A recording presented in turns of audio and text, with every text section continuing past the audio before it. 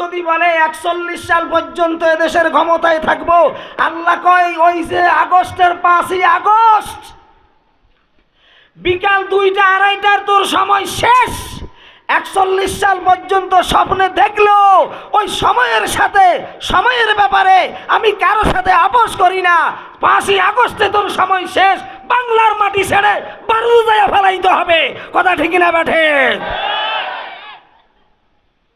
এখন হাসিনার ব্যাপারে যদি এমন হয়, খালেদার সাথে মনে হয় কিছু সমঝোতা করিব। কি কন, খালেদার সাথে আপোষ করিব? হাসিনা যেই রোগে রোগী হয়েছে, খালেদাও যদি সেই রোগে রোগী হয়, হাসিনাকে তো 45 মিনিট সময় দেওয়া হয়েছে।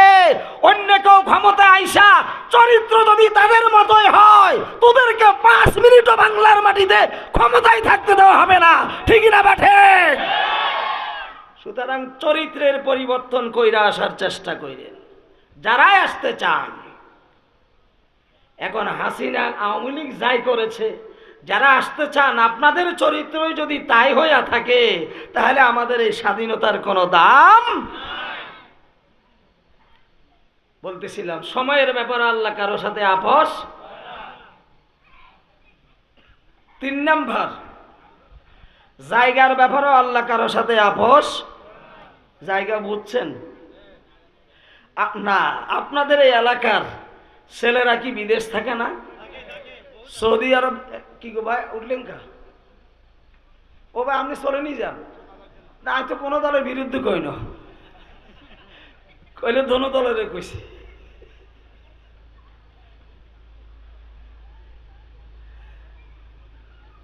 যাওয়ার চেষ্টা করেন না। এমনও হতে পারে ঘরের সামনে যাওয়া বলবেন বিবি দরজা খোলো, তো বিবি দরজা খুলে দেখবে যে স্বামী বেচারা কাত হয়ে পড়ে আছে। নাড়া ছাড়া জিয়া দেখবে স্বামী চিরতরে বিদায় হয়ে গেছে। ঠিক না বে ঠিক? আজরাইল কি, মৌত কি দূরে না কাছে? মৃত্যুটা কি দূরে না কাছে? কতটুকু কাছে? এখান থেকে উঠা যেতে পারবেন? হযরত আলী কারামাল্লাহু ওয়াজহুকে আল্লাহ রসুল জিজ্ঞাসা করলেন, আলী রে তুমি মৃত্যুটাকে কত নিকটে মনে করো?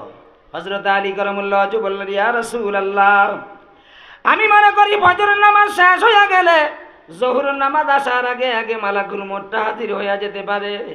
আল্লাহ নবী বললেন, আলী রে তুমি তো লম্বা সময়ের কথা বলেছ, আমি মুহাম্মদুর রাসূলুল্লাহ সাল্লাল্লাহু আলাইহি ওয়াসাল্লাম মনে করি নামাজের মধ্যে ডান দিকে সালাম ফিরাইলে বাম দিকে সালাম ফিরাবার আগে আগেই মালাকুল মউত হাজির হয়ে যেতে পারে। ঠিক না বেঠে? আল্লাহ রসুল এত নিকটে মনে করতেন। সাহাবাই কেরামদেরকে নিয়ে আল্লাহ রসুল রাস্তায় হাঁটছেন, এক দিক থেকে আরেক দিকে যাচ্ছেন, পথিমধ্যে আল্লাহ রসুলের জরুরতের ব্যাগ হলো, প্রস্রাবের ব্যাগ হলো। নবীজি জরুরত সারলেন, জরুরত সাইরা আল্লাহ নবী তায়াম্মুম করে ফেললেন। সাহাবাই কেরাম বললেন, ওগো আল্লাহ নবী, একটু সামনে গেলেই তো পানির ব্যবস্থা আছে, আপনি তায়াম্মুম করলেন কেন? আল্লাহ নবী বললেন, হে আমার সাহাবীরা রে, যেই জায়গায় পানি আছে ওই পানি পর্যন্ত পৌঁছতে পারবো আমি মুহাম্মদ সাল্লাল্লাহু আলাইহি সাল্লাম, আমার হায়াতের গ্যারান্টি তোমরা সেই পর্যন্ত দিতে পারবা কিনা? ওই পানি পর্যন্ত পৌঁছার আগে আগে আমার হয়তো মালাকুল মউত হাজির হয়ে যেতে পারে। সেই জন্য মালিকের দরবারে যাব, নিজে যেন পবিত্র অবস্থায় যেতে পারি, সেই জন্য তায়াম্মুম কইরা পবিত্রতা অর্জন করে নিলাম। সুবহানাল্লাহ কর না। তাহলে বন্ধু মৃত্যুটা দূরে না কাছে? ছিলেন তো বাড়ি ঘরে বসবাস করেছেন, ওরে বন্ধু 50 বছর 60 বছর 70-80 বছর যেই বাড়ি ঘরে ঘুমাইছেন, যেই বিবির লইয়া সময় কাটাইছেন, ছেলে মেয়ে নিয়ে সময় কাটাইছেন, সংসার কইরা, ও বন্ধু মসজিদে যাওয়ার সময় পান নাই। এমনও হতে পারে আগামীকাল এই সময় ওই বাড়ির আঙ্গিনায় আপনাকে দেখা যাবে না। যেই ঘরে 50 বছর পর্যন্ত বসবাস করেছেন, যেই খাটে স্বামী আর স্ত্রী দাম্পত্য জীবন কাটাইছেন, আগামীকাল থেকে হয়তো স্ত্রী আপনাকে জীবনে আর দেখবে না, অথবা আপনি আর বিবিকে ওই খাটে আর খুঁজে পাবেন না। কথা ঠিক কিনা?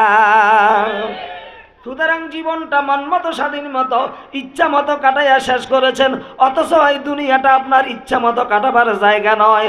আর দুনিয়া সাজনুল মুমিনি ওয়া জান্নাতুল কাফের। আল্লাহ রাসূল বলেন দুনিয়াটা হলো মুমিনের জন্য কয়েদখানা, জেলখানা, আর কাফেরের জন্য হলো বেহেশতখানা।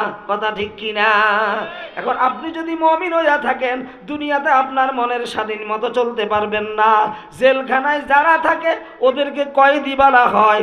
জেলখানায় যারা থাকে ওই কয়েদি আসামিগুলা মনের ইচ্ছা মতো খাইতে পারে না, মনের ইচ্ছা মতো চলতে পারে না, স্বাধীন মতো যেখানে সেখানে যাইতে পারে না। সরকার যেইভাবে রাখে সেইভাবে থাকতে হয়, সরকার যা খাওয়ায় তা খেতে হয়, নিজের মনে চাইলেও ইচ্ছা পূরণ করতে পারে না। ঠিক কিনা? আল্লাহ রসুল বলেন ও জগতের ইমানদারেরা, মুমিনেরা, দুনিয়াটা হলো মুমিনের জন্য জেলখানা, কয়েদখানা। তোমার মনে চাইবে চুরি করার জন্য, মনে চাইবে ডাকাতি করার জন্য, মনে চাইবে ব্যবসা করতে যায়া ওজনে কম দেওয়ার জন্য, মনে চাইবে জমিন চাষ করতে যায়া আইল কাইটা সীমানা কাইটা নিজের জমি বাড়াবার জন্য, মনে চাইবে তোমাকে একটু গান বাজনা দেখার জন্য, মনে চাইবে সুন্দরী নারী দেখলে তার সাথে একটু প্রেমালাপ করার জন্য। এবার আল্লাহ রসুলের হাদিস অনুযায়ী আপনি যদি প্রকৃত মুমিন হইয়া থাকেন আপনার মনে যেটা চাইবে সেটা করতে পারবেন না। আল্লাহ সরকার যেটা বলেছে সেটা মানিয়া চলতে পারলে আপনি হবেন প্রকৃত মুমিন। কথা ঠিক কিনা? এবার আল্লাহ বলেন ও জগতের বান্দা বান্দিরা, দুনিয়াতে তোমরা মনের ইচ্ছা বাদ দিয়া আমি আল্লাহর ইচ্ছা মতো যদি জীবন যাপন করো তো আমি আল্লাহ ওয়াদা দিলাম দুনিয়াতে তোমরা চলবা আমার ইচ্ছা মতে, আর পরজগতে আমি আল্লাহ চলবো তোমাদের ইচ্ছা মতে।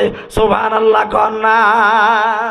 দুনিয়াটা নিজের স্বাধীনতাকে বাদ দিয়া আল্লাহর স্বাধীন, আল্লাহর ইচ্ছা মতো যদি জীবন কাটায়, আল্লাহ পাক পরজগতের জীবনটা আপনার আমার স্বাধীনতা দিয়া দিবে। আপনি যাই বলবেন আল্লাহ তাই শুনবে। ঠিক না বে ঠিক?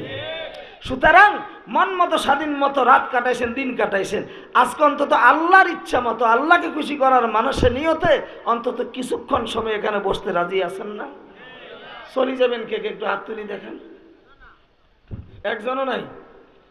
থাকবেন কে কে? একটু আমার আল্লাহরে দেখেন, আমার নয়। আল্লাহ তুমি কবুল করো। যারা হাত উঠাইছে আল্লাহ এদেরকে আখিরি মুনাজাত পর্যন্ত জমে বসে থাকার তৌফিক দান করো। আল্লাহ হাসরের মাঠে তোমার আরশের ছায়ার নিচে এইভাবে বসার ব্যবস্থা কইরা দিও। আর জোরে কোন আমিন।